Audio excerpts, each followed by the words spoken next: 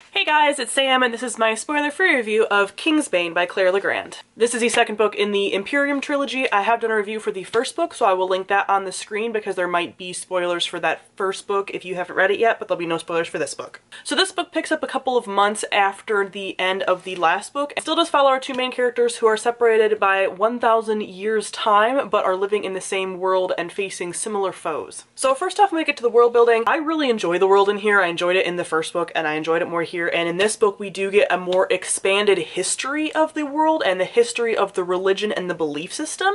And I find that really interesting because what's so fun about this book is that you do have characters that are separated by a long span of time. So you get to see how the events of one character's life are affecting later events, but you also get to hear about, in both of those characters' perspectives, stuff that happened even before the one character's perspective and just how that impacted everything. So we really do get to see, not through like flashbacks or anything necessarily, but just we get to see the history of the world and how it got to be how it is and what happened there, which is one of the kind of the big mysteries of the first book. Another thing I really enjoyed is an expansion on the magic. We have some different like magical artifacts, which I'm always really into, and the girls' two kinds of magic are similar but different in a way that I find really interesting, because in the first book we got to see a lot more of Riel's magic, who is the character that's in the past, and in this book we get to see a little bit more of Eliana's magic, and it's again similar but different enough in a way that I find really intriguing. There's also an exploration of time travel in here. In the first book we do get introduced to the fact that some characters can time travel, and the time travel element is something that I didn't quite expect to be brought back in necessarily, but I enjoyed that, and just the discussion of like the butterfly effect of if you go back in time and do anything, it's going to impact the future, and especially because we had these two characters in different, vastly different timelines affecting each other, that is a really cool thing to explore. That for some reason, even though we had characters that could time travel, I was like, we're not going to do this, and we still got to explore it in here, which was fun. Next, let me talk about our characters. I really enjoy these characters. I actually did a reread of Furyborn a couple of months ago and ended up enjoying Eliana on reread more, so I went into this book liking both perspectives equally, because when I first read this book I loved Riel so much more, and then when I read Furyborn again, Eliana caught up with her. So what I really appreciate about this series is these two women are angry. They are pissed off. They are unlikable at points and are so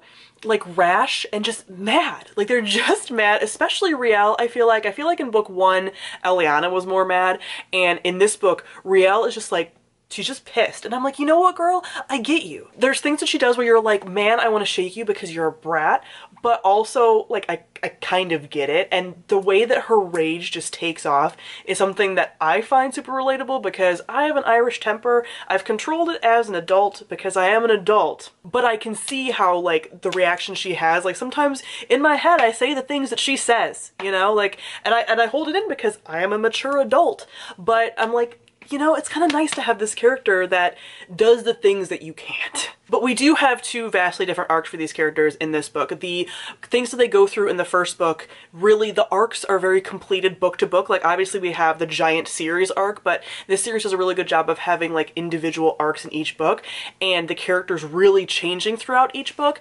And with this, I really enjoyed both of their arcs because I feel like we have one character sort of getting colder and like hardening up and being more angry and going one direction, and then we have another character who is learning to kind of like soften a bit and be more vulnerable, and it's really interesting to kind of see the mirroring of these two characters and the differences there. And honestly, we've known from book one, because book one starts with the future of Riel's timeline, that this is very likely a villain origin story for her, right? So you're sitting there watching her and knowing where she ends up but not really knowing how, and seeing that, and also kind of sitting there like with hope that maybe it won't go in the direction that you know it's going, because we already have insight to like the end for her, but at the same time it's like maybe there's a chance. So it's really interesting to watch this character turn to her villainous side and embrace it in a way that few YA books let their protagonists do. The one thing that didn't quite mesh with me in a way that was kind of disappointing was the romances.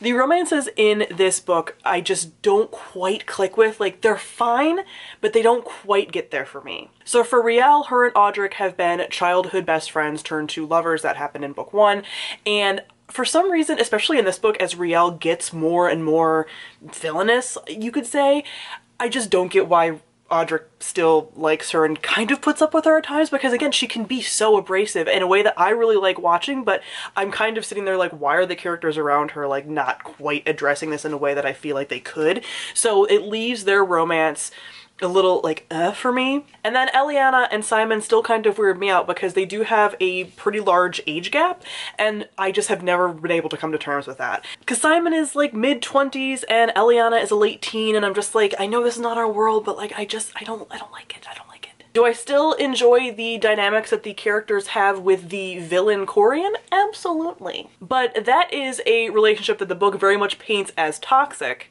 and so I can enjoy the complexity of it without it being like at all romanticized, which is great. Another thing I really enjoy about this series is that it embraces female sexuality in particular in a way that I don't quite see. This has pretty graphic depictions of menstruation, which I think is really actually kind of cool. They talk about birth control they did in the first book, and then they actually talk about like menstrual products in a magical world in here, which I think is fun, and how it like affects the girls' lives when they have their period. And then both female characters are pretty sexual people. Riel in particular is very into sex, enjoys it, and talks about it pretty often. Like, this actually had more graphic sex scenes than a lot of adult romances that I've read. So be forewarned about that, because this is a YA book, but it doesn't really read like YA, and it has way more graphic sex scenes, more in line with like the ACOTAR series, for example, but I would say more graphic than even the ACOTAR series, and more frequent. So if you're not into sex in your books, be warned that you might have to skim some stuff. Next, I'm going to talk about the plot. Like I said, with following these characters' arcs, this book always is challenging you to have a sense of hope for change while also having this feeling of inevitable dread.